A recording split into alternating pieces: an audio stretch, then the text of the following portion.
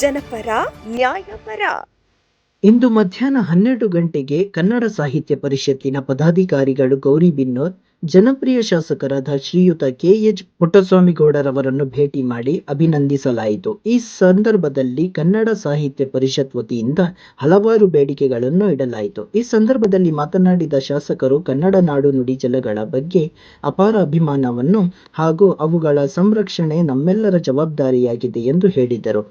ನೆನೆಗುದಿಗೆ ಬಿದ್ದಿರುವ ಕನ್ನಡ ಭವನವನ್ನು ಜರೂರಾಗಿ ನಿರ್ಮಾಣ ಮಾಡಿ ಕನ್ನಡ ಚಟುವಟಿಕೆಗಳ ವೇಗ ಹೆಚ್ಚಿಸಲಾಗುವುದು ಎಂದು ತಿಳಿಸಿದರು. Doctor L. ಬಸವರಾಜು ಹಂಪನಾಗರಾಜಯ್ಯ ಹಾಗೂ ಬಸವರಾಜ ಆರಾಧ್ಯರವರ ಕನ್ನಡ ಕೊಡುಗೆಗಳನ್ನು ಸ್ಮರಿಸಿದರು. ಕನ್ನಡ ಸಾಹಿತ್ಯ ಪರಿಷತ್ತಿನ ಎಲ್ಲಾ ಕನ್ನಡ ಚಟುವಟಿಕೆಗಳ ಒಳ್ಳೆಯ ಕೆಲಸಗಳಿಗೆ ಸಂಪೂರ್ಣ ಸಹಕಾರ ಕೊಡುವುದಾಗಿ ತಿಳಿಸಿದರು.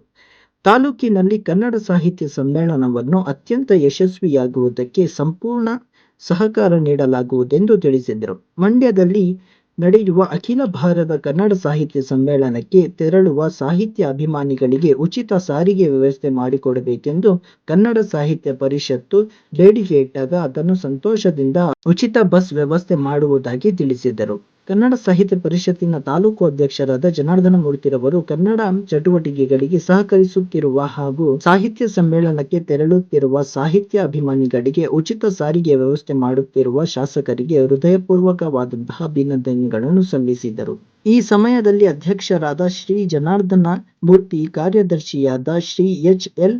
ವಿ. ವೆಂಕಟೇಶ್, ಕೋಶಾಧ್ಯಕ್ಷರಾದ ಲಕ್ಷ್ಮೀ ನರಸಮ್ಮ, ಪದಾಧಿಕಾರಿಗಳಾದ ಓಬಳೇಶ್, ಶ್ರೀ ನಟರಾಜ್, ಶ್ರೀ ಜಾಲಿ ರಾಮಕೃಷ್ಣಪ್ಪ, ಶ್ರೀ ಗೌರೀಶ, ಶ್ರೀ ಸಂಜೀವರಾಯಪ್ಪ, ಶ್ರೀ ಅನುಡಿ ನಾಗರಾಜ್, ಶ್ರೀ ನಾರಾಯಣಪ್ಪ, ಶ್ರೀ ಮೆಹಬೂಬ್ ಖಾನ್, ಶ್ರೀ ನರೇಂದ್ರ ರೆಡ್ಡಿ, ಶ್ರೀಧರ್, ಶ್ರೀ ಹರೀಶ್ ಗಂಗಾರೆಡ್ಡಿ, ಶ್ರೀ ಬ್ರಹ್ಮಪ್ರಕಾಶ್, ಶ್ರೀ ಅಶ್ವತ್ಥಪ್ಪ, ಶ್ರೀ ಮಂಜುನಾಥ ರೆಡ್ಡಿ, ಪ್ರಕಾಶ್ ನಾಯಕ್, ನರಸಿಂಹಮೂರ್ತಿ ಭಾಗವಹಿಸಿದರು.